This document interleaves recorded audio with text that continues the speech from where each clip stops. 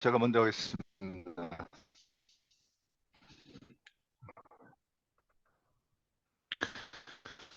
그 이게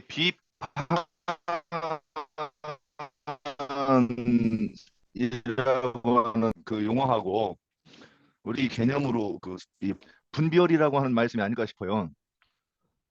그래서 어떤 형제가 말하는 것을 이렇게 어, 두세 사람이 차서를 따라 예언을 하고 두세 사람이 분별하라 그랬을 때 그 분별은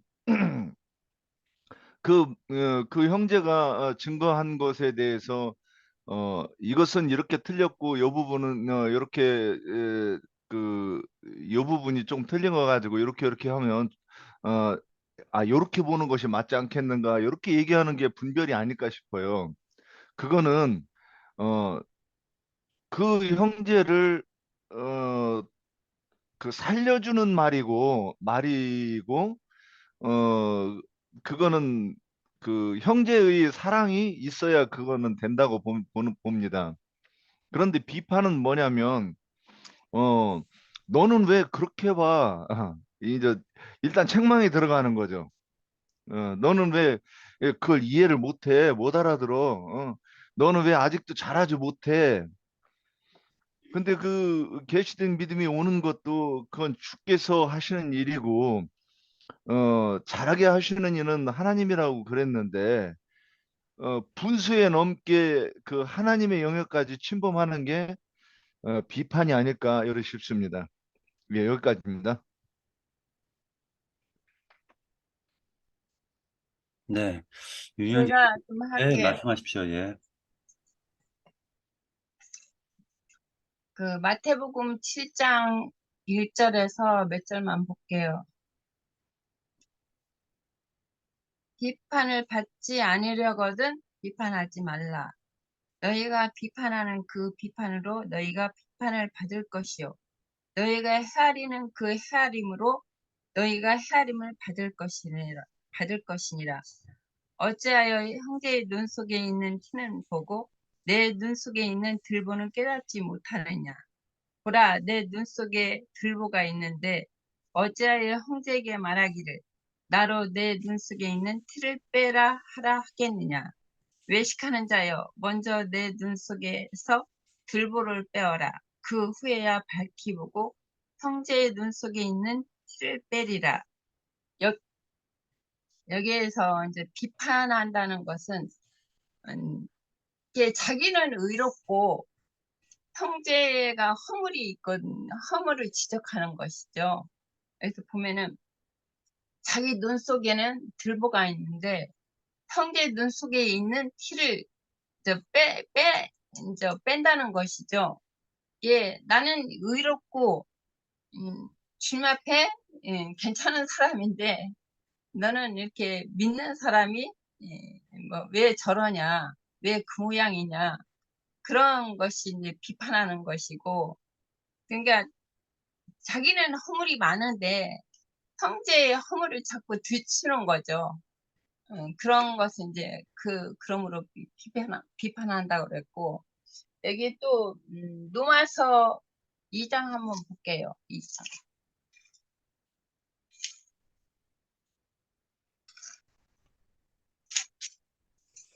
로마서 2장 1절에서 몇 절만 볼게요. 그러므로 남을 판단하는 사람아, 누구를 막는다고 내가 핑계하지 못할 것은 남을 판단하는 것으로 내가 너를 정죄함이니 판단하는 내가 같은 일을 행함이니라. 이런 일을 행하는 자에게 하나님의 심판이 질대로 되는 줄 우리가 아노라. 이런 일을 행하는 자를 판단하고도 같은 일을 행하는 사람아, 내가 하나님의 심판을 피할 줄 생각하느냐? 혹 내가 하나님의 인자하심을 너를 인도하여 회개케 하심을 알지 못하여 그의 인자하심과 용납하심과 길이 참으심의 풍성함을 멸시하느냐? 다만 내 구직과 회개하지 아니한 마음을 따라 진노의 날 곧 하나님의 의로우신 판단이 나타나는 그 날에 임할 진노를 내게 쌓는도다.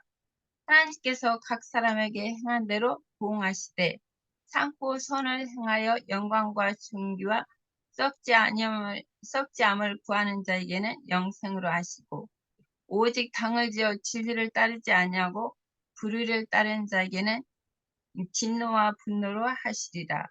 악을 행하는 각 사람에게는 반란과 공고가 있으리니 먼저는 유대인이요 그리고 헬라인이게며 선을 행하는 각 사람에게는 영광과 존귀와 평강이 있으리니 먼저는 유대인에게요 그리고 헬라인에게라. 이는 하나님의 외모로 사람을 취하지 아니하심이라. 여기까지 볼게요. 이게 여기에서도 보면은 아까 거기서는 비판을 하지 말라고 했는데 여기 로마서에서는 주님은 심판이라고 그랬거든요. 비판하지 말라고 했는데 여기는 심판. 이게 하나님의 자기 일을 같은 일을 행하면서도 이게 다른 사람한테는 판단하고 비판을 한다는 것이죠. 여기까지로 할게요. 네, 네. 제가 조금 하겠습니다. 네. 질문을 볼 것 같으면은 남의 하인을 비판한다 하는 것이 무슨 의미냐 그랬어요. 그랬기 때문에 지금 이제 지체들이 형제를 비판하는 일에 대해서 이제 문구를 읽고 했는데 제가 말하고 싶은 거는 형제라 할지라도 각자의 믿음의 정도는 다를 수가 있죠. 그래서 모든 것을 먹을 만한 믿음이 있는 형제도 있고 연약해서 채소만 먹는 형제도 있다. 여기 말씀이 그렇게 하셨어요. 그렇기 때문에 우리는 이유는 말하자면 우리는 형제를 비판해서는 안 된다는 얘기지요. 그 형제의 주인은 우리가 아니고 주님이라는 것이 여기서 강조하는 바가 아닌가 싶어요. 그래서 내가 아닌 주님인데 주님께서 당연히 그 형제를 위해서 주관도 하실 것이고 또 주님께서 당신의 권능으로 그를 세우실 것이다. 그러니까 우리는 상호간에 절대적으로 비판을 한다거나 하는 것은 주님께서 하시는 일에 있어서의 범죄하는 일이 될 수 있는 것이다 하는 그러한 의미의 말씀이 아닌가 싶어요. 그래서 우리가 문구에서 또 딴 데를 예를 들어 본다면 야고보서 4장 11절 12절에 보면 형제들아 서로 비방하지 말라. 형제를 비방하는 자와 형제를 판단하는 자는 곧 율법을 비방하고 율법을 판단하는 것이라. 내가 만일 율법을 판단하면 율법의 준행자가 아니요 재판관이로다. 입법자와 재판관은 오직 한 분이시니 능히 구원하시기도 하시며 멸하시기도 하시느니라. 하면서 여기서도 같은 의미의 반문을 했죠. 너는 누구이기에 이웃을 판단하느냐 하면서 그러한 말씀이 야고보서에 또 있습니다. 네, 여기까지 하겠습니다. 네. 1번 문제, 그러니까 남의 하인. 앞절에서는 믿음이 연약하거나 또 채소만 먹는, 그리고 먹는 자, 먹지 않는 자, 없이 여기지 말고, 그러면서 비판하지 말라고 하면서 남의 하인이라고 얘기를 했는데, 이 하인이라고 얘기하는 것은 실질적으로는 믿는 그리스도인들을 갖다가 상징하고 있는 말씀으로 보여집니다. 그런데 하나님의 관점에서 그는 내 하인이다라고 얘기하는 것이고, 그것을 비판하는 자는 하나님의 그 종을 갖다 비판하는 것으로 보여진다라고 보여집니다. 그래서 여기에 대해서는 전체적으로 다 의견들이 나왔으니까요. 곧바로 2번 문제로 넘어가겠습니다. 제가 거기 조금만 더 할게요. 네, 말씀하십시오. 네. 그게 비판하면 그게 이제 다투는 것을 상정했을 겁니다. 그래서 그러니까 이게 그 먹는 사람은 먹지 않는 것을 가지고 저 지적을 하고 또 안 먹는 사람은 먹는 사람을 지적하는 이 상황을 가지고 얘기한 것 같아요. 그런데 이제 교회 내에는 젖먹이도 있고 그리고 좀 더 자란 청소년도 있고 소녀도 있고 또 청년도 있고 이 아비도 있고 이게 이제 교회 아니겠습니까? 예, 근데 자기가 신앙이 장성했다고 그래가지고 그 깨구리가 올챙이적 생각 못한다는 말이 있어요, 우리가. 근데 교회 내에는 그런 형제가 있을 수 있지요. 그래서 그 보는 눈빛부터 벌써 이렇게 깔아보는 그런 눈빛이 보일 수도 있고, 대부분 그 목사들이 그러지 않습니까? 좀 자기는 좀 걸음걸이에서부터 목을 뒤로 제끼고 그러고 걷고 그러는 걸 이렇게 보는데, 그 강대상에서 보면 그 엄한 눈빛, 근엄한 얼굴빛하고 그냥 또 목소리도 엄한 목소리로 막 야단치고 그러는 것들. 근데 이제 거기서는 그러지만, 이제 진리의 공동체에 내에서도 이게 목소리에 힘이 안 빠진 사람들은 아직도 이 올챙이 쪽에 저기가 아직 안 빠지지 않았나. 요즘 와서 이제 제가 그런 생각을 해요. 뭐 누구를 이렇게 지적해서 하는 얘기는 아니지만 이게 제가 계속해서 한 얘기이기 때문에 저는 이게 참 많이 묵상했던 그런 부분이에요. 그래서 좀 그런 부분들을 다른 거는 제가 이렇게 비판하지 않아도 좀 그런 부분은 이렇게 제가 좀 비판하려고 이렇게 의식적으로 했던 그런 부분인데, 그래서 참 겸손해야 되지 않는가.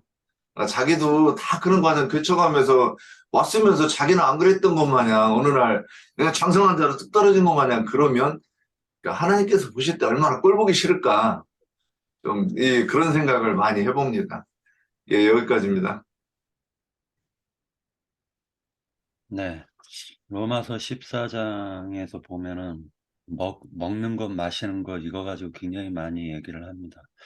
일단 그런 관점에서 한번 보시고 또 심판 때 이 부분 4번 문제에 대해서 염두에 두시고 그리고 그 형제 자매님들의 의견을 얘기했으면 좋겠습니다. 결국 이것으로 귀결이 되는 것이기 때문에 우리가 한번 14장에서 정확하게 하나님의 의도가 무엇인지 우리에게 알려주시고자 하는 뜻이 무엇인지 한번 깊이 한번 생각해 봤으면 좋겠습니다. 2번 문제는요.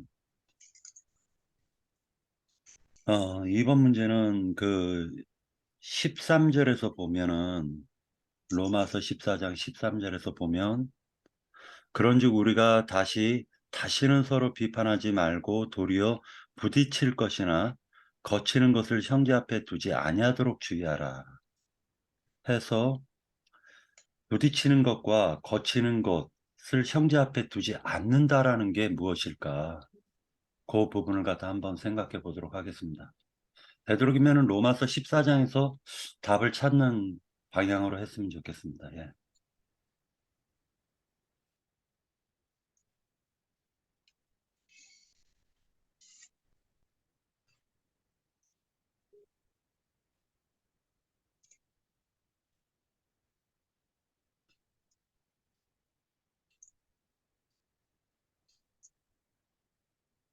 우선은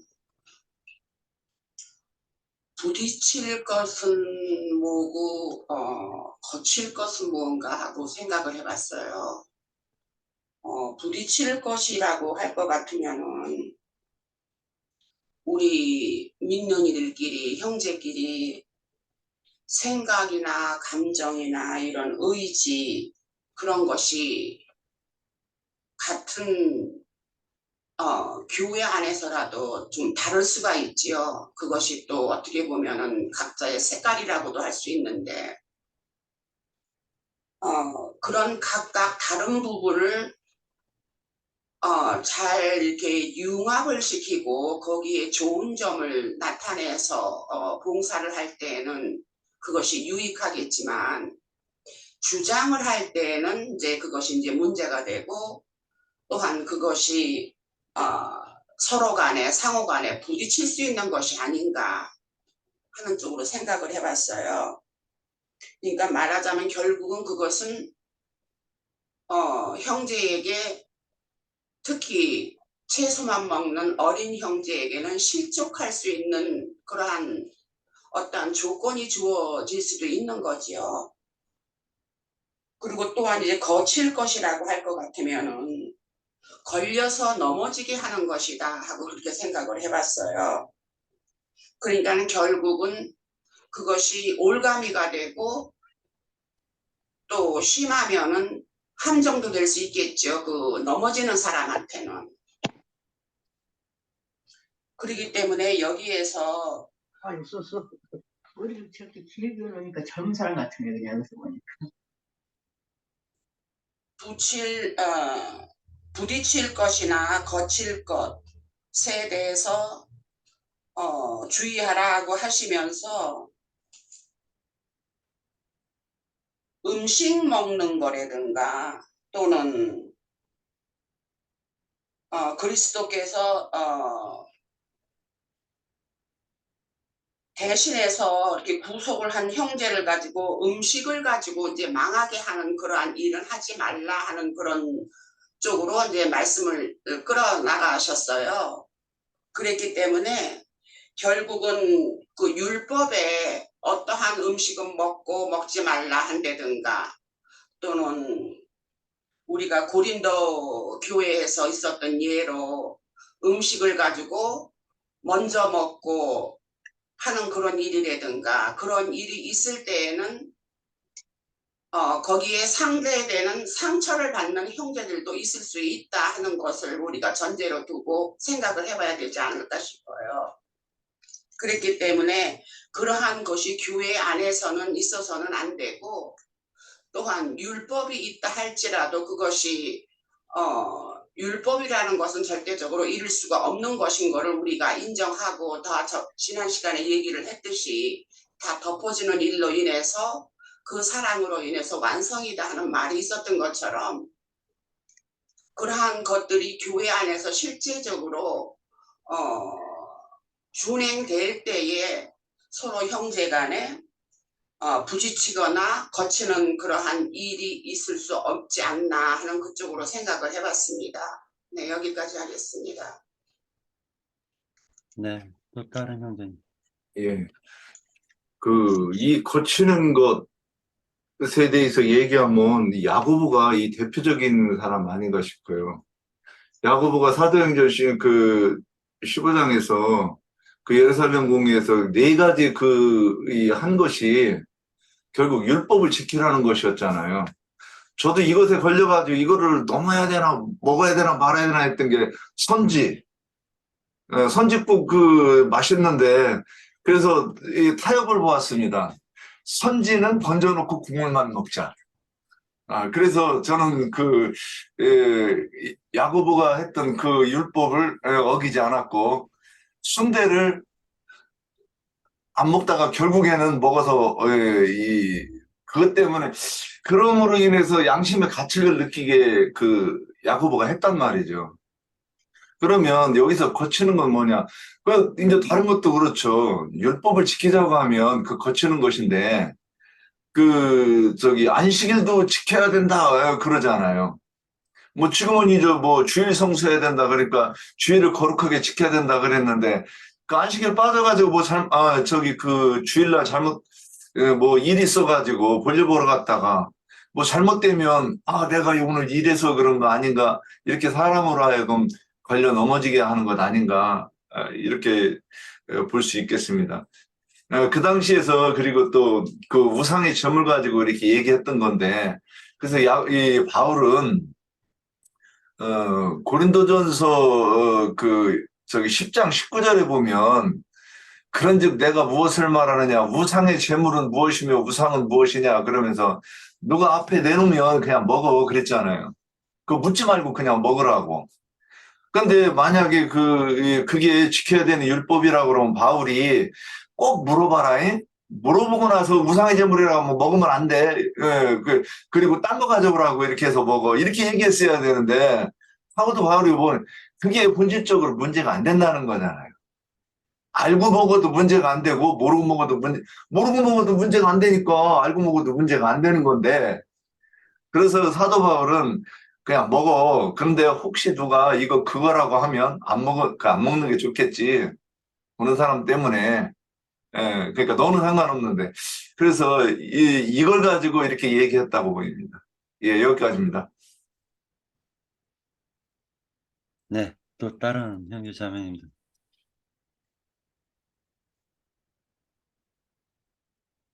15절에서 보면 그런 말이 나오죠.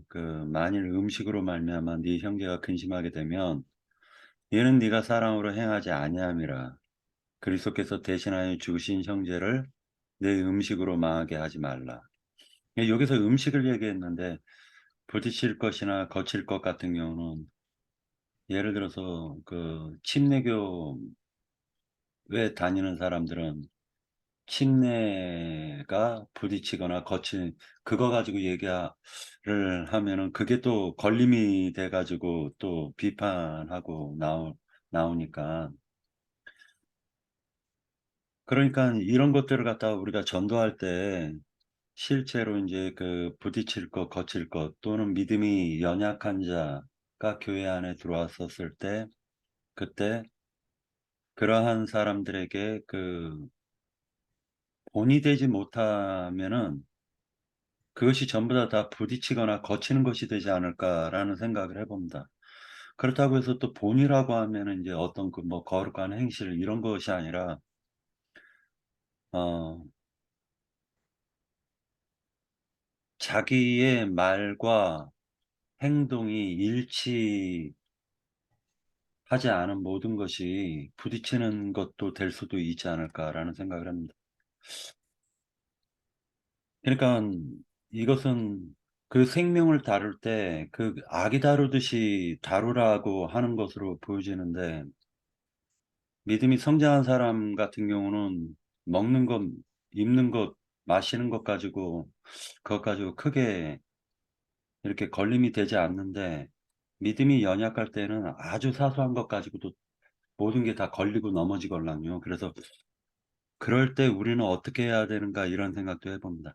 14절에서 보면은 내가 주 예수 안에서 알고 확신하노니 무엇이든지 스스로 속된 것이 없으되 다만 속되게 여기는 그 사람에게는 속되니라.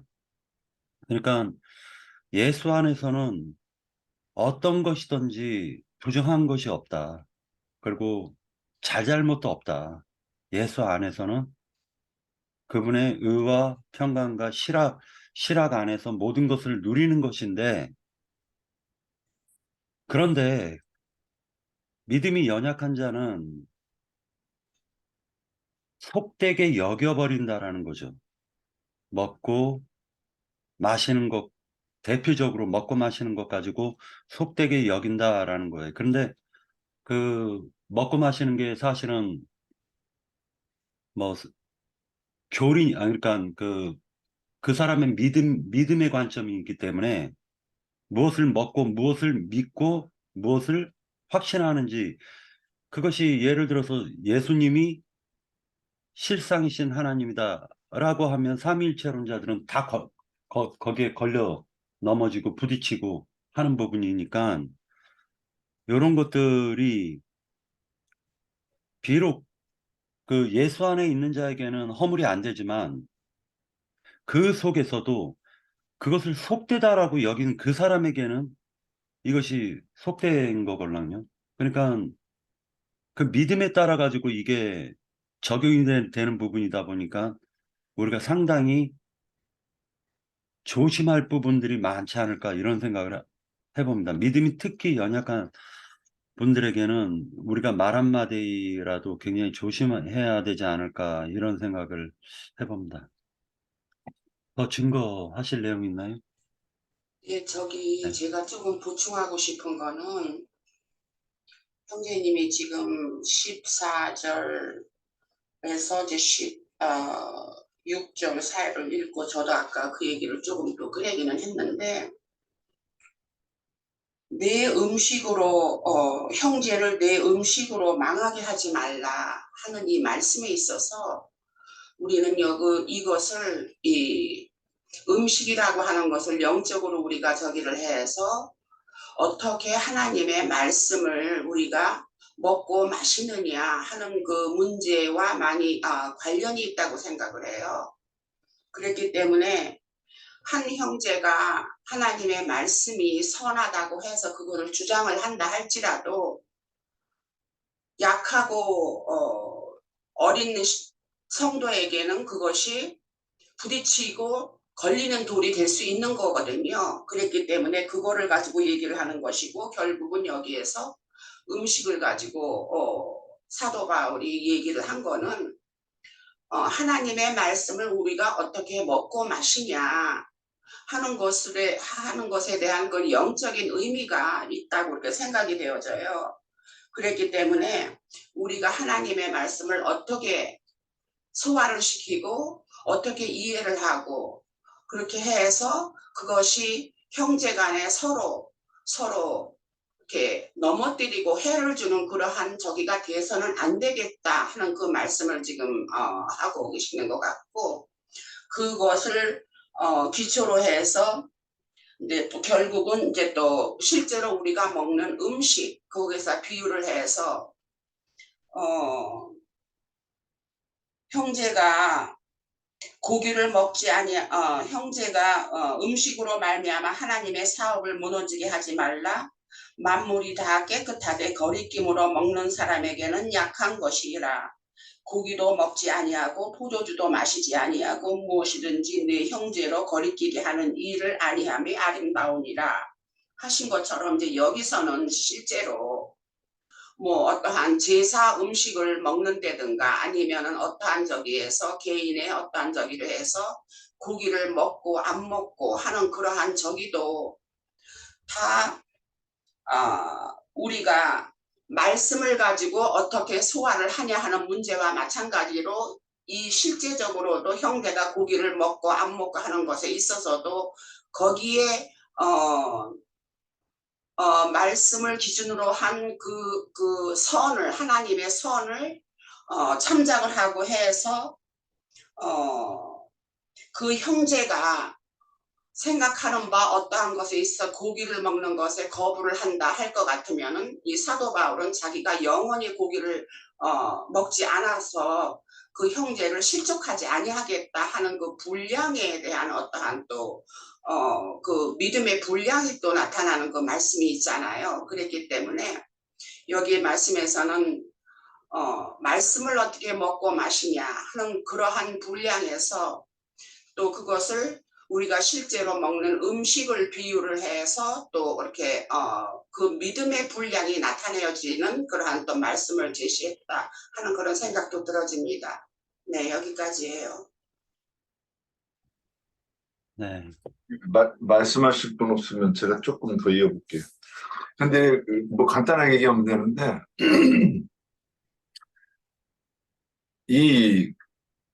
그 교회에서 여자가 말하는 것을 허락치 아니한다 그랬어요. 그러면 여자가 누구냐? 이 말씀의 씨가 아직 없는 사람이라고 이제 제가 이렇게 들은 것 같은데 그렇게 이해가 되는데 그러면 여자가 교회에서 말하면 그게 뭐가 문제일까? 그러니까 진리의 말씀이 계시된 믿음이 없어서 말씀을 영적으로 볼 수 있는 눈이 없는 사람이 막 안다고 뭐라고 얘기를 하면 그게 교회 내에서 다 문제가 되지 않을까. 그러니까 그런 사람들이 뭐라고 얘기를 하면 그게 다 고치는 것이 되고 다툼이 되지 않을까. 저는 이제 이런 생각을 이렇게 해봤습니다. 예. 네. 이 부분에 대해서 더 증거하실 내용 없으면 3번으로 넘어가겠습니다. 3번 문제는요, 그 22절, 14장 22절 한번 보도록 하겠습니다. 22절에서 보면, 네게 있는 믿음을 하나님 앞에서 스스로 가지고 있으라. 그러니까 우리가 갖고 있는 믿음을 하나님 앞에서 스스로 가지고 있으래요. 자기가 옳다 하는 바로 자기를 정죄하지 아니하는 자는 복이 있도다. 이렇게 얘기하고 있습니다. 그래서 제가 이 부분을 갖다가 어떻게 생각을 했냐면은, 어떻게 질문을 올렸냐면요. 자기의 믿음이 자기를 정죄할 수 있다는 것을 생각해 봅시다. 라고, 3번 문제를 갖다가 그래서 정한 것입니다. 이 부분에 대해서 형제 자매님들의 의견을 듣겠습니다. 예.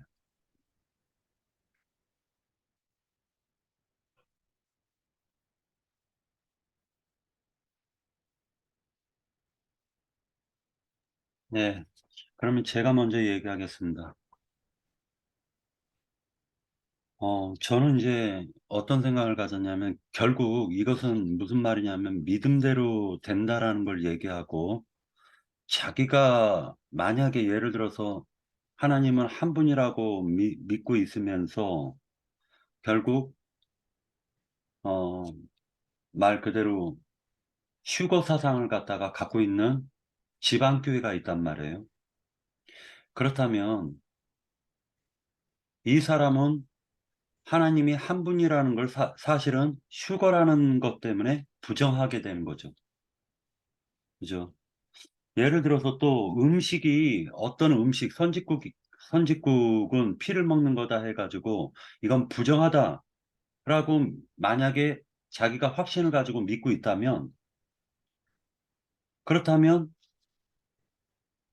그 사람은 그걸 먹어서는 안 돼요. 피채 먹어서는 안 돼요. 그 율법이 다 적용이 되는 것이기 때문에. 결국 제7일 안식교인들 같은 경우는 어느 율법은 지키고 어느 것은 안 지키고 이런단 말이에요. 그러니까 믿음이 불분명하다라는 거죠. 그들은 믿음이 불분명해요. 그런데 확고한 믿음을 가지고 하나님의 앞에 섰을 때 정죄를 받지 않는 게 복이 있다라고 지금 얘기해 주고 있습니다. 그러면서 23절에서 보면 의심하고 먹는 자는 정죄되었나니라고 얘기해요. 먹고 마시는 것은 분명히 진리의 말씀인데, 의심하고 먹는다라는 것은 이건 뭘까라는 생각을 해봤습니다. 최근 들어와가지고 제가 이제 이렇게 경기가 안 좋아지다 보니까 일거리가 확 줄었어요. 그러다 보니까, 이게 어떻게 해야 되나라고 이제 고민을 하다가, 어, 어제서부터 오늘까지 그런 생각을 좀 해봤습니다.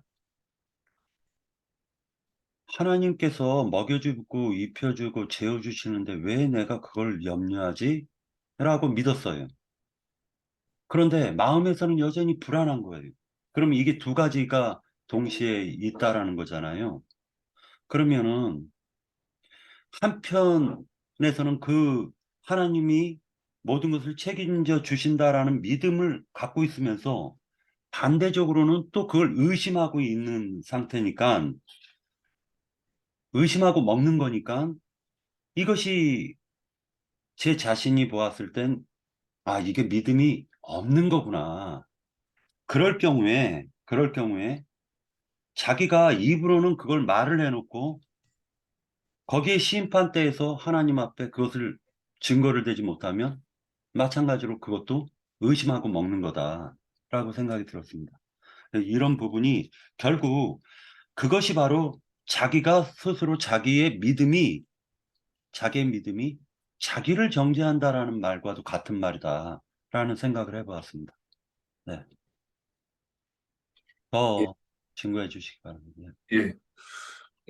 제가 이 말씀이 낮에 이게 연구를 좀 할 시간이 없어가지고 그냥 하다가 보니까 이 구절이 조금 이렇게 잘 이해가 안 돼가지고 이렇게 좀 이렇게 봤는데, 제가 이 말씀이 이런 뜻이구나 하는 게, 그 사도 바울 같은 경우는 이제 고린도전서 10장 19절에서 아까 그냥 먹어도 돼 그랬었잖아요. 그렇게 말할 때는 이제 확고한 그 진리 차원에서 정립된 그 이 믿음이 있는 거예요, 사도 바울은. 그게 뭐냐면 사도 바울은 율법과 선지자의 때는 요한까지 끝난 것이 이게 확고하게 그게 이 확고하게 이해가 된 거예요. 그래야 신약 시대에서는 율법은 폐해지는 거고 그 율법은 그림자로서 신약에서 어떻게 성취되는가? 지금 이 문제가 우리한테 중요하지. 이방인들한테 돼지고기 먹지 마라, 뭐 우상의 점을 먹지 마라. 지금 그 율법의 이 요구를 지금 요구한다고 하는 거는 말이 안 된다고 하는 거를 바울은 확실하게 알고 있었기 때문에 내가 우상의 고기, 이 우상의 제물이라고 해도 나는 먹을 수 있고 먹어도 상관없어. 이제 이게 확실하죠. 그래서 사도 바울은 자기가 그 고기를 먹었다고 그래서 자기를 책할 그 꺼림칙한 그 생각이 들 이유가 없는 거였던 거죠. 그런데 이제 이 믿음이 그러니까 그런 그 바울과 같은 그런 그 믿음이 없으면 그러니까 진리의 지식이 없으면 먹으면서도 끔찍하고 그러니까 예전에 제가 이거 그러면 선지만 건져놓고 먹어? 이거 그러면 괜찮은 거야? 이래가면서 먹었다는 거잖아요. 그게 뭐냐면 나를 내 스스로도 명쾌하지 못한 그 찝찝함 그런 것이 있는 걸 가지고 그걸 먹었으니까 그게 하나님 앞에서 그게 내가 죄가 된다. 지금 이렇게 자기 스스로를 정죄했다. 이런 얘기라고 이렇게 보입니다. 여기까지입니다. 네, 저도 조금 하겠습니다. 여기에서 자기의 믿음 하니까 우선 생각나는 게 예수님께서 자기를 부인하고 나를 따르라 그 말씀을 하셨어요. 물론 우리는 지금 구속을 받아서 주님 안에서 구원을 이루어가는 우리지만 그 말씀이 우리가 전부 우리한테 완성된 상태는 아니거든요. 그렇기 때문에 우리의 사고나 이런 생각이 분명히 우리 믿음 생활에도 그것이 더해지고 어떻게 우리가 믿음 생활을 하는가 하는 것에 좌우가 된다고 생각을 해요. 그렇기 때문에 그러한 것들은 결코 주님 앞에는 얼마든지 선하지 않을 수가 있는 거지요. 내가 설사 구속을 받고 지금 믿음 생활을 한다 할지라도 나 나름대로의 어떤 믿음에 대한 정의가 있다면 그것은 주님 앞에서는 결단코 그것이 선한 것이 못 되는 것이다. 그것이 결국은 정죄를 받는 일이다 하는 것으로 우리가 생각을 할 수 있지요. 그렇기 때문에 우리가 믿음 생활을 하면서 혼의 구원을 이룬다 하는 것은 우리가 말씀에 초점을 하고 그리스도의 어떠하심으로 우리가 본을 받아야 되겠다 하는 그런 면에서 더 우리가 생각을 하고 또 신중에 넣어서 신앙생활을 해야 되지 않을까 하는 그런 생각을 해봤습니다. 네, 여기까지요. 네. 없으면 이제 4번 문제로 들어가겠습니다.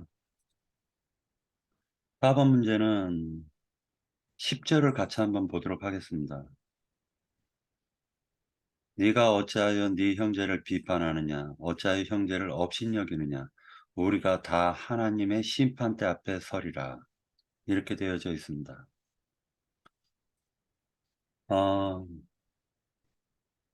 그런데 심판대 앞에 서는데 불신자들은 당연히 심판대 앞에 설 것이지만 우리 그리스도인들이 심판대 앞에 쓴다라는 거를 갖다가 지금 로마서 14장에서는 얘기하고 계시는 것으로 보여집니다. 그래서 14장에서 그리스도인들의 심판대에 대해서 서로 의견을 갖다가 나눠보려고 합니다. 과연 우리가 생을 마감하고 난 이후에 하나님 앞에서 그러니까 그리스도 앞에서 말 그대로 그 좌편 염소 우편 양으로 판결을 받게 되어 있습니다.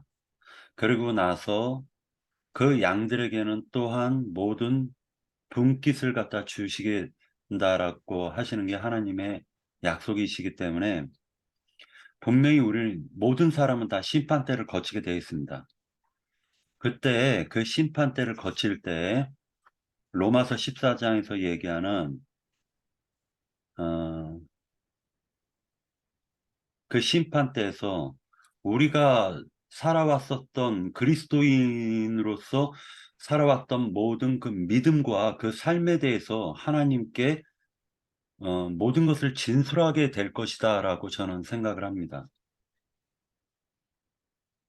그런 관점에서의 그 심판대를 갖다가 한번 나눠봤으면 좋겠고요. 또 다른 의견이 있으시면은 그 의견을 말씀하셔도 됩니다. 예.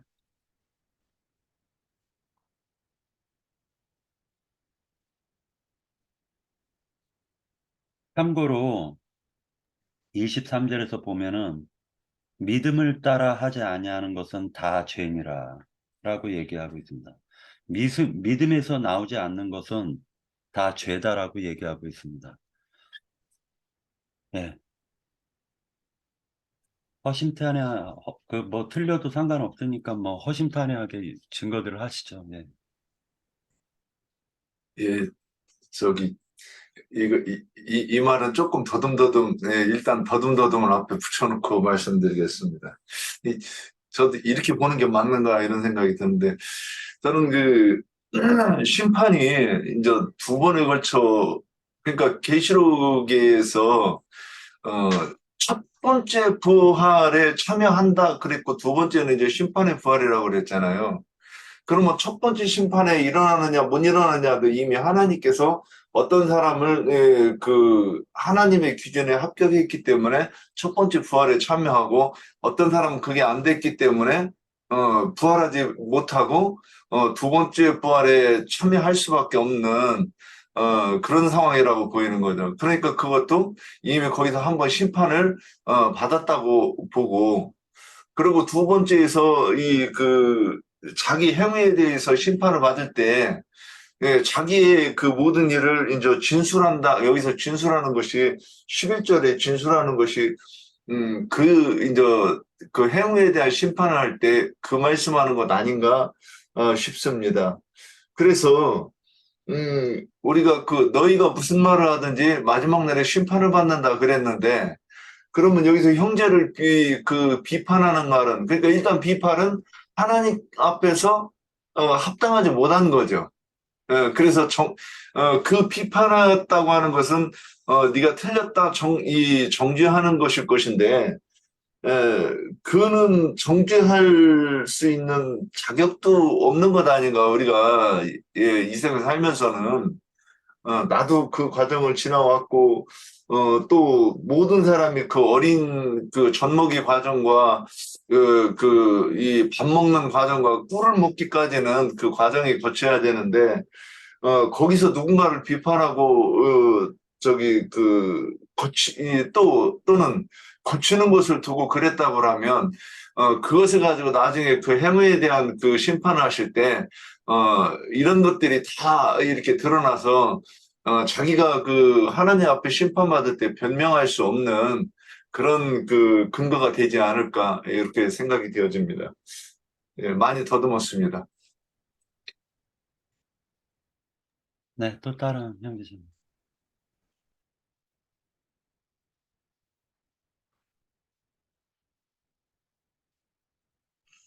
제가 잠깐만 할게요. 뭐 형제님 14절 안에서만 하라고 했는데 여기서 보면은 저기 뭐 계시록에 보면 심판에 대해서 많이 나오는데 마지막 심판을 말하기보다는 여기 베드로전서에 보면은 심판이 나와요. 그러니까 하나님의 집에서부터 심판이 시작된다. 이게 교회 안에서부터 심판이 시작된다는 거죠. 이게 내가 베드로전서 좀 읽을게요. 하나님의 집에서 심판을 시작할 때가 되었나니 만일 우리에게 먼저 하면 하나님의 복음을 순종하지 아니한 자들의 그 마지막은 어떠하며 또 의인이 겨우 구원을 받으면 경건하지 아니한 자와 죄인이 어디서리요. 그러므로 하나님의 뜻대로 고난받는 자들은 또한 선을 행하는 가운데서 그 영혼을 미쁘신 조물주께 부탁할지어다. 이렇게 말씀하셨거든요. 이게 교회에서부터 하나님의 집에서부터 심판이 시작된다는 거예요. 아까 로마서 14장도 다 읽었지만 그게 이제 형제를 비판하고 형제를 판단하고 그런 게 이제 먹을 만한 장성한 자에게는 모든 것이 다 그 하나님께 식물은 다 정한 것이라고 했기 때문에 이게 육신에 먹는 음식도 있고 또 하나님의 말씀을 먹느냐 못 먹느냐 이게 약한 자들은 이제 그 전에도 그런 걸 교회 안에 있었잖아요. 그 형제님들이 뭐 결혼 때 혼인 때에 가가지고 술을 마셨는데 다른 사람들이 거기에서 그러잖아요. 왜 술 마시냐? 기독교인들은 그런 게 있어요. 이게 자기네들은 가리는 게 많잖아요. 술 마시면 안 되고, 막 담배도 피면 안 되고, 뭐 또 하면 안 되고, 막 그런 게 겉으로 행하는 것이 그런 것이 많잖아요. 근데 하나님은 모든 것이 정하다고 했기 때문에 그 장성한 자에게는 꺼리낌이 없어요. 다 먹을 수 있는데 바울 사도가 말씀하신 것처럼 그 약한 자들, 그 어린 자들은 그런 것을 보고 실족할 수가 있고 넘어질 수가 있기 때문에 그 바울 사도는 그랬어요. 그 실족하게 하면은 그 고기로 말미암아 실족하게 되면 그 고기를 평생 먹지 않겠다. 아까 뭐 지체들도 말씀하셨는데 그런 것처럼 그 약한 형제를 위해서는 자기가 먹을 수 있는 음식이고 자기가 먹을 수 있는 그 말씀인데도 그 지체들을 위해서 어린 지체들을 위해서는 자기가 그걸 먹지 않겠다. 그런 것이 있더라고 말씀하셨고 옛날에 내가 체험한 것을 잠깐 얘기할게요. 옛날에 진짜 오래된 얘기인데 그 우리 옆집에 사는 아줌마가 제사를 지냈어요. 그러니까 아까 뭐 윤영재님도 선지국을 피해라서 먹지 말고 그 선지만 골라내고 먹었다고 그랬는데 저도 그런 경험이 좀 비슷한 게 있는 게 옆집에서 제사를 지냈다고 제사 음식을 갖고 왔어요. 근데 이상하게도 그 제사 음식을 보니까 막 배가 갑자기 아픈 거예요. 뒤틀리고 막 너무 아파가지고 이상하게 나도 깨림직하고 아니 그때는 이제 뭐 그런 제사 음식에 대해서 굉장히 내가 싫어했거든요. 우리도 제사를 지냈지 않았기 때문에 친정에서도 옛날에 제사도 안 지냈기 때문에 제사에 대해서는 그런 어떤 선입견이 있어요.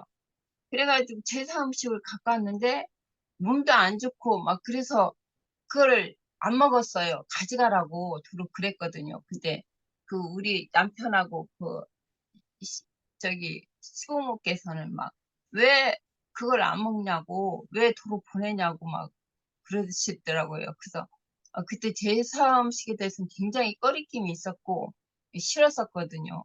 근데 지금 장성한 자는 나중에 보면은 그런 것도 아무것도 아닌데 그때는 어렸을 때고 몰랐기 때문에 그 제사 음식에 대해서는 그냥 선입견이 있어가지고 그런 적이 옛날에 있었어요. 그런 것처럼 여기 믿음 안에서도 그래요. 약한 자에게서는 모든 것이 다 꺼리끼고 그런 것이 걸리고 그럴 수가 있어요. 이게 장성한 자에게는 그런 것이 아무렇지도 않고 주님이 다 깨끗하게 해놨기 때문에 다 먹을 수 있는데 이게 어린 지체들을 위해서는 먹지 않겠다. 바울사도가 그렇게 말씀하셨어요. 예, 그 제가 조금만 더 이어갈게요. 애자자매님 말씀하시는 동안 제가 이렇게 이제 보니까 이게 또 이런 뜻이 있겠구나 하는 생각이 들었어요. 이제 그 앞쪽에서 그 먹는 것을 가지고 이렇게 얘기를 했었잖아요. 근데 그 비판한다고 하는 건 어떤 경우냐면 너 그 율법에 우리 신약교회도 지금 저기 그 여호와 증인이라든가 이런 사람들하고 지난번에 어떤 사람들하고 얘기를 하는데 예루살렘 공의에서 이 책정한 4가지는 지켜야 된다 이러더라고요 그때. 안식교회인가 하여튼 누군가가 그랬는데 하여튼 그래서 그때 제가 이제 저는 그때 어떻게 했느냐면 그것이 잘못된 것이고 야고보는 온전히 진리를 받은 사람이 아니기 때문에 아직도 율법적인 그에 있었기 때문에 그래서 그 사람이 그렇게 얘기한 거고 그거 실제로 이런 뜻이다고 이렇게 얘기를 했어요. 그래서 이제 제가 지금 오늘 그 생각이 나는 거예요. 여기 그 마태복음 12장 36절 여기 그 밑에 이제 12절에 보면 이러므로 우리 각 사람이 자기 일을 하나님께 직고하리라 여기에 대한 저기가 마태복음 12장 36절로 이렇게 연결되어 있어요. 그러면 12장 36절에 뭐라고 되어 있느냐면 내가 너희에게 이르노니 사람이 무슨 무익한 말을 하든지 심판날에 이에 대하여 신문을 받으리니 내 말로 의롭다함을 받고 내 말로 정죄함을 받으리라 그랬어요. 근데 여기서 이제 하는 거는 무익한 말을 한 거예요. 무익한 말. 그러면 여기서 무익한 말은 어떤 거냐? 그거 먹으면 안 돼? 또는 아니야. 우리는 신학교이기 때문에 이걸 지켜야 돼. 이런 말들이 다 무익한 말이라고 이렇게 보는 거고.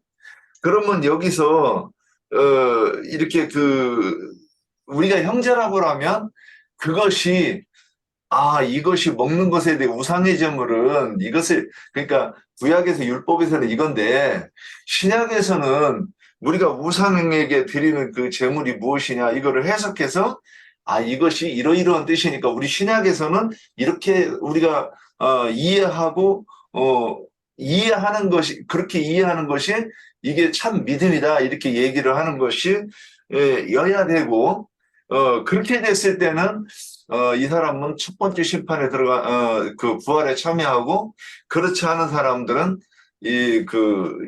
나중에 그리스도의 심판대 앞에서 이거를 진술해야 되는 때가 온다 이렇게 이제 말씀하는 걸 보입니다.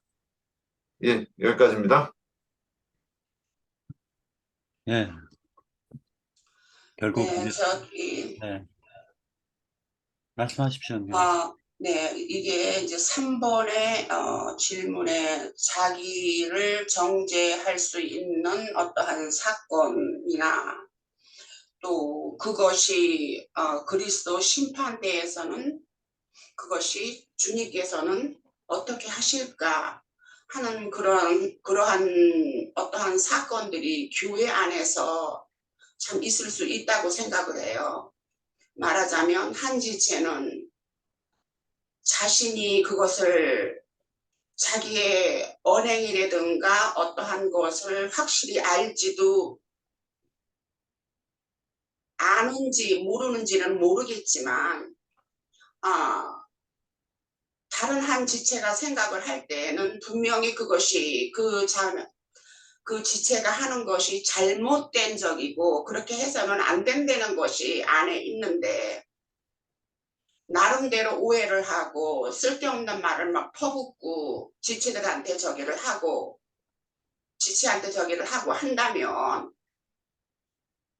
정말 그러면은 그 받은 지체는 다른 지체로부터 그 원망이라든가 모든 그런 말들을 받은 지체는 그것을 주님께서 형제가 잘못을 해도 7번씩 70번이라도 용서를 해줘야 된다고 하는 그 주님의 말씀에 의해서 그것을 받아주고 용서를 주어야 되는가 아니면 또 그 받은 지체는 그 용서를 할 수 있는 마음의 여유가 또 있을까 하는 갈등도 또 있겠지요. 그래서 그러한 것들이 다 저기를 하면 우리가 교회 생활을 하는 데 있어서 어떠한 한 지체가 잘못을 할 것 같으면 장로들이나 그 주변에 있는 사람들이 그와 가까이 지내는 사람들이라든가 하는 사람들이 몇몇이 가서 권면을 한다든가 저기를 해서 그것을 다 원만하게 해결을 할 수 있는 그러한 교회 생활이 필요하다 하는 것도 또 우리가 배워왔어요. 그럴 것 같으면 그러한 것을 요구하는 지체는, 그 원망을 받은 지체는 그것을 다 잊어버리고 싶고 저기를 하지만 때때로 생각이 나고 해서 그 지체를 무조건 덮어주고 이해를 해주고 한다는 그러한 선한 주님께서 주신 그 말씀을 이행을 한다는 것은 참으로 힘든 일이죠. 그러나 교회 생활에 있어서 서로가 아니면 장로 되는 분이 아니면 가까운 그 지체들이 가서 그 심한 말을 한 지체한테 권면을 하고 저기를 해서 모든 것이 다 풀어지게끔 하는 원만한 교회 생활을 가질 수 있는 자리를 마련해 주는 것이 옳은 것인가? 아니면은 무조건 형제님, 주님께서 하신 말씀이 7번씩 70번이라도 용서를 해줘야 되니까는 먼저 손을 내밀어야 된다 하는 것에 있어서 정작 주님께서는 심판대에서 그것을 어떻게 하실 건가? 저는 그런 것도 생각을 해봤어요. 왜냐하면은 다른 지체가 어떠한 불명확한 이해관계상에서 오해를 해서 다른 지체를 심하게 다룬다든가 하는 것에 있어서 그 지체는 당연히 그것을 나는 알아야 된다고 생각을 해요. 그러나 그것을 그냥 용서를 해준다는 차원에서 덮어준다면 과연 그것도 그 지체를 위하는 길인가 하는 그런 것도 또 생각을 해봤고, 이러한 것이 교회 안에서 있을 때 정작 우리가 나중에 그리스도 심판대에 섰을 때에는 주님께서는 그것을 어떻게 하실까 하는 그런 것도 저는 생각을 해본 적이 있어요. 그래서 오늘 이 말씀에서 이러한 것들이 이렇게 나오고 하다 보니까 또 질문 겸 또 저의 마음도 털어놓는 겸 하는 그런 입장에서 말씀을 드렸습니다. 지체들이 거기에 대한 어떤 권면이라든가 또 내가 지금 표현한 이 말들이 또 충분하게 전달이 되었나 하는 것도 또 저 자신도 잘 모르고 하겠지만, 이러한 일들이 교회 안에서 있고 하는 것에 있어서 우리는 어떻게 처신을 하고 어떻게 주님의 마음을 우리가 알아서 실제 교회 생활에 우리가 적용을 해야 될지, 그러한 것에 있어서 그리스도 심판대라는 것에 전제를 두고 제가 조금 말씀을 전했습니다. 네, 여기까지입니다. 제가 한 말에 대해서 어떤 권면이라든가 아니면 생각이 있으신 분은 또 이야기해 주셔도 고맙고요.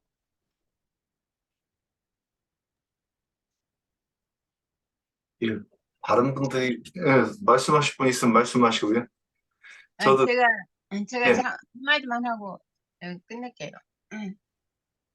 여기 베드로 전서에 보면은 하나님의 집에서 심판이 시작된다고 그랬잖아요. 그런 것처럼 우리가 교회 생활을 통해서 이제 갈수록 말이 참 중요하다고 봐요. 이게 말 한마디 한마디가, 이게 우리는 그리스도인요, 하나님의 자녀요, 말로는 그렇게 잘하죠. 근데 아직도 우리 육성이 많이 남아있기 때문에 이렇게 툭툭 말을 이렇게 좀 상처받는 말을 이렇게 던질 수가 있어요. 근데 이 하나님의 집에서부터 심판이 시작된다는 것은, 이게 말이라는 게 중요한 것이 자기가 하는 말로 심판을 받거든요. 자기가 하는 말로 심판을 받기 때문에 이 말이라는 게 굉장히 조심해서 해야 되고 중요하다고 봐요. 그래서 우리가 뭐 장작교회라고 말로는 이렇게 많이 하지만 참으로 우리가 장작교회가 되려면 우리가 그만큼 혼의 구원을 이루어도 그만큼 성숙해야 하잖아요. 이게 성숙하는 만큼 이제 어린아이들은 다 이제 벗어버린 것 같고 이게 혼의 구원을 이뤄가는 중인데 장성한 자가 되려면은 그런 어린아이의 일을 버려야 하잖아요. 이게 옛사람과 옛사람의 것을 다 벗어버리고 새 사람을 입었으니 새롭게 됐으니 이제 그 말씀이 이제 우리가 거듭났고 혼의 구원을 이루어가는 과정인데 이게 교회 생활에 진짜 하나님의 집에서 심판이 시작된다는 것은 우리가 말을 조심해야 되고 이제 말을 함부로 해서는 안 되겠다. 가려서 해야 되겠다. 우리가 하나님의 자녀고 장작교회라고 말은 그렇게 하지만 그 말과 같이 이제 그만큼 장성하고 온전하고 완전한 자가 되려면 혼의 구원을 이루려면 그런 것부터 이제 우리가 처리 받아야지 않는가 그렇게 생각해요. 예. 이게 저는 이제 제가 금기름 붓는 집에 처음 왔을 때 하고 지금하고 이렇게 이제 좀 이렇게 뭔가 이렇게 보는 그 관점이 조금 달라진 것 같은 게 있어요. 사람들의 이 관계에 있어서. 그래서 처음에는 내가 입으로 말하는 것과 이 마음속에 하는 게 일치가 안 돼가지고 많이 이렇게 부대끼고 그랬던 부분이 있었고, 이제 또 최근 들어서는 이렇게 이제 좀 그게 이해 좀 되는 것 같아요. 이제 또 하나 이렇게 얘기를 해볼게요. 사람이 어떤 말을 하는 거는, 우리가 그 마귀의 인격, 하나님의 인격에 대해서 배우잖아요. 근데, 내가 교회에서 보면 이렇게 목소리 큰 사람이 있죠.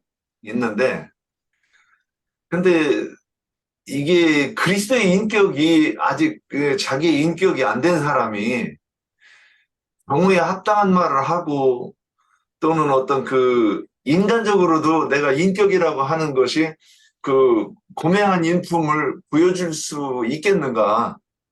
그게 불가능한 것 같아요. 제가 왜 이 얘기를 근거로 시작을 했느냐면, 우리가 이제 저는 다른 건 모르겠는데, 아이를 키워봤을 때, 그 아이를 정말로 제가 이렇게 사랑했어요. 주변에서도, 야, 나는 내 자식도 저렇게 못 키워. 이런 얘기를 많이 들었으니까. 그래서 그 아이를 그렇게 이뻐했는데, 그러면 그 아이를 위해서는 많은 것을 희생할 수 있을 것 같더라고요, 제가. 그러니까 그 아이가 뭘 이렇게 고집을 부리는 건 저도 용납을 안 해주는데, 뭘 실수를 하고, 말하는 게 어릿하고 그런 부분에 대해서는 이쁘지, 그게 생망할 것이 아니다, 이런 생각이 들어요. 자, 그래서 이렇게 교회 와서 보면 이제 누군가가 이렇게 어떤 얘기를 할 때, 요즘 들어서는 이제 그래요. 저 형제는 저럴 수밖에 없나 보다. 이제 이렇게 이해가 되는 부분이 있어요. 이거 말을 잘못하면 오해할 수 있으니까, 그렇고. 그래서 이제 이렇게, 그럴 수밖에 없는 부분이 있겠구나. 이렇게 생각하고 볼 수 있는 부분이 있더라는 얘기죠. 그래서 전에는 이제 누가 이렇게 조금만 그러면 그게 용납이 안 돼가지고 너무 힘들고 그냥 봐주는 것도 힘들었는데 이제는 좀 여유가 생겨요. 저 형제가 저래서 그러나 보다. 이러고 보니까는 여기서 막 대거리 하고 싶은, 파탄 일어나가지고 같이 줘받고 싶은 그런 생각이 요즘 들어서는 이제 조금 덜하는 것 같긴 해요. 이게 이제 더 두고 봐야지. 언젠가 이제 이 자루 속에 송곳이 툭 튀어나오듯이 딱 상황이 되면 또 튀어나올 수는 있긴 있어요. 그런데 그래서 교회 생활할 때 경우에 합당한 말을 하고 또 우리 진리의 공동체에 합당한 그런 말을 할 수 할 수 있으려고 하면 믿음이 그만큼 자라야 그게 가능한 것 아닌가, 이런 생각이 들고, 그리고 또 내가 잘했다고 하면 그걸 보고 이렇게 좀 용납할 수 있는 마음이 믿음이 자란 만큼 생기지 않을까 좀 이렇게 양면에서 좀 이렇게 보는 부분이 있었습니다. 저도 깊이 많이 생각은 했는데도 좀 정리가 좀 덜 되기는 했어요. 예, 여기까지 하겠습니다. 사실 그 로마서 11장서부터 11장까지는 그래도 상당히 이렇게 막 그 뭐 영적 깊이가 있고 막 그러다 보니까 재미가 좋고 그러는데 12장, 13장, 14장, 15장, 16장으로 넘어가면서요. 싱거운 말처럼 보인단 말이에요. 그런데 이게 요번에 로마서를 보면서요. 사실은 그 앞에 얘기하셨던 사도 바울이 앞에 얘기하셨던 이렇게 구속받아 구원 얻은 우리들이 이 세상에서 어떻게 살아야 되는가를 갖다가 명확하게 찝어준 부분이 12, 13, 14, 15, 16이라고 저는 보고 있는 거예요. 그래서 그리스도인의 방향을 갖다 정확하게 이렇게 잡아주고 있다라는 생각을 해봤습니다. 한 가지 14장 읽으면서 이 부분은 이제 이게 번역이 그 오번역이 된 게 아닌가라는 생각이 들었던 게 있었어요. 그게 뭐냐면은 14장 8절 우리가 살아도 주를 위하여 살고 죽어도 주를 위하여 죽나니 그러므로 사나 죽으나 우리가 주의 것이로다. 여기 이렇게 말씀하고 계시는데 우리가 주를 위하여 살 수 있나요? 아니면 주님이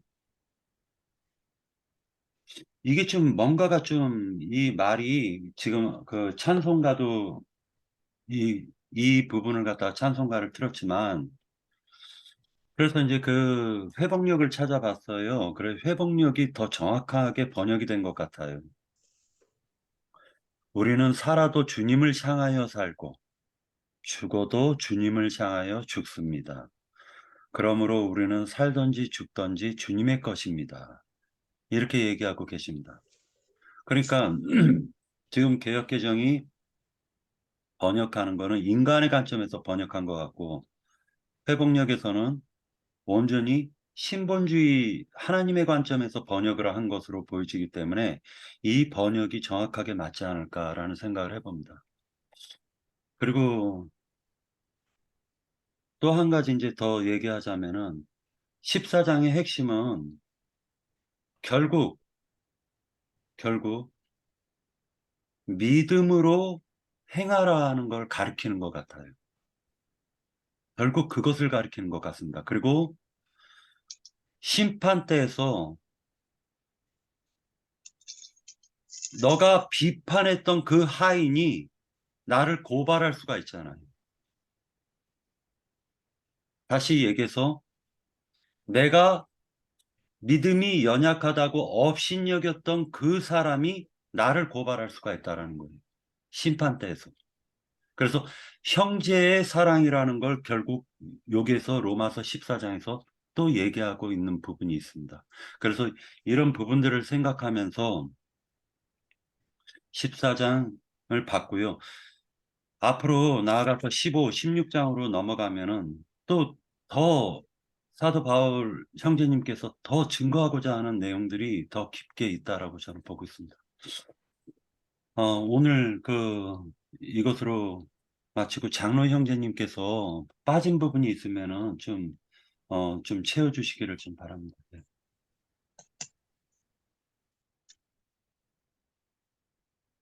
네. 시간이 이게 1시간 20분이나 지났네.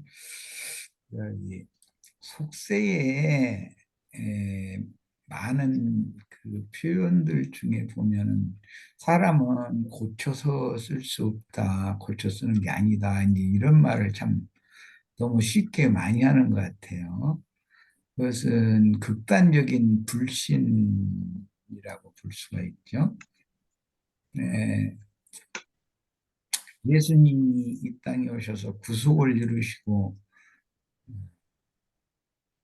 제자들을 얻으신 것은 제자들을 고쳐서 쓰시느라고 그렇게 하신 건데 불신 세계에서는 이제 사람은 잘 안 바꿔지더라라는 말을 하느라고 아마 사람 고쳐 쓰는 게 아니다, 뭐 고쳐주지 않는다, 자꾸 이런 투로 쉽게 얘기하면 그런 말을 내가 좀 나는 들을 때, 아, 그래, 참 불신의 마음이라는 것이 저렇게 쉽게 말을 하는구나.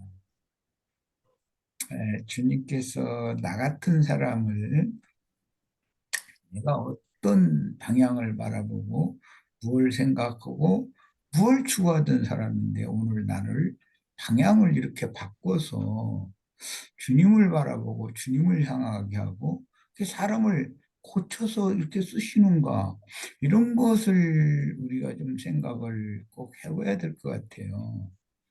그리고 또 한 가지는 이제 누구와 어떤 그 문제가 이제 있을 때 그것은 그 자리에 같이 참석한 사람들은 두 편의 말을 또는 그 행동, 그 눈빛, 그 말투 이런 것들을 다 봤기 때문에, 보고 들었기 때문에 에, 예, 속짐으로라고 그러죠. 이제 우리나라 표현으로는 속짐으로는 판단을 다 하고 있거든요. 그런데 서로가 저 사람이 나에게 이렇게 했다, 이렇게 생각하는 거예요. 근데 그 자리에 없던 사람은 누구도 판단할 수 없어요. 두 사람 말을 그냥 말로만 들어봐가지고는 이 사람 말 들으면 이 사람이 옳고 저 사람 말 들으면 저 사람이 옳아요.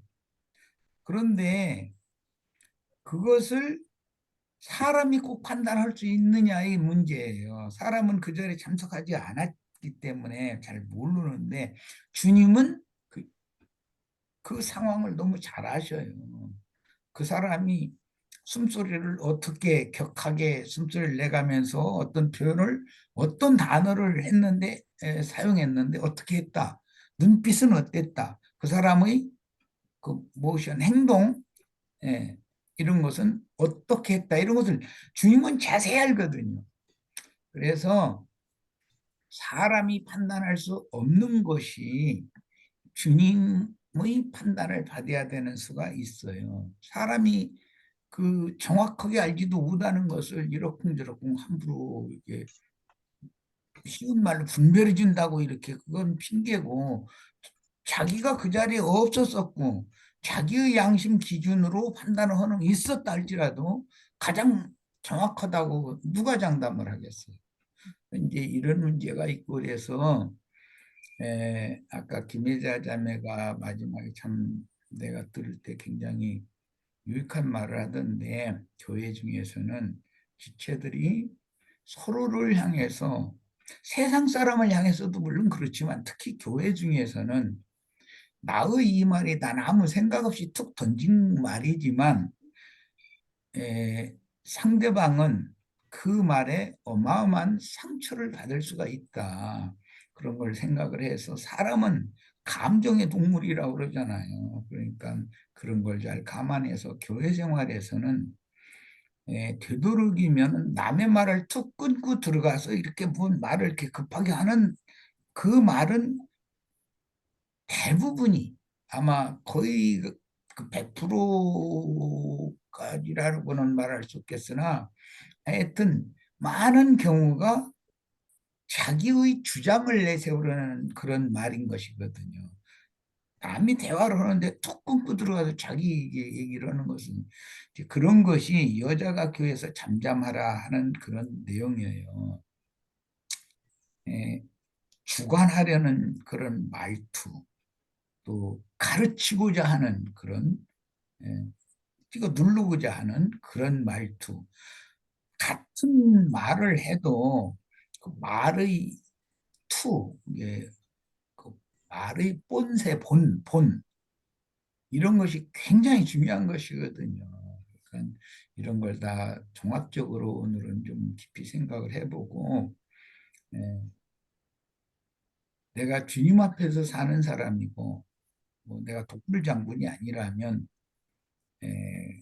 나의 판단이 가장 옳다고 생각하는 관점 자체를 그것을 부인해야 돼요. 그게 나를 부인하는 거기 때문에. 그렇지 않으면 주님을 따를 수가 없어요. 네, 이런 것들을 권면의 말로 꼭 해주고 싶습니다. 예, 이 정도에서 마칩니다. 그리고 그 8절에 대해서 8절에 이 그 개역 개정의 이 8절 번역이 그 좀 오번역으로 보여지는데 형제님. 예, 그건 우리 박영재가 회복록 성경을 잘 봤어요. 향하여 산다, 바라본다라는 말이에요. 내가 주를 위해서 산다라는 것은 인본주의잖아요. 내가 주어가 되잖아요. 나는 주님만 바라보고 산다. 주님을 향하여 산다. 이런 태도가 믿는 자의 태도인 거죠. 그 억양에서도 벌써 회복록 성경이 훨씬 번역을 잘한 거예요. 예. 네, 그러면은 오늘 로마서 14장 이것으로 마치도록 하겠습니다. 예, 다들 늦은 시간까지 고생 많았습니다. 예, 들어가십시오. 네.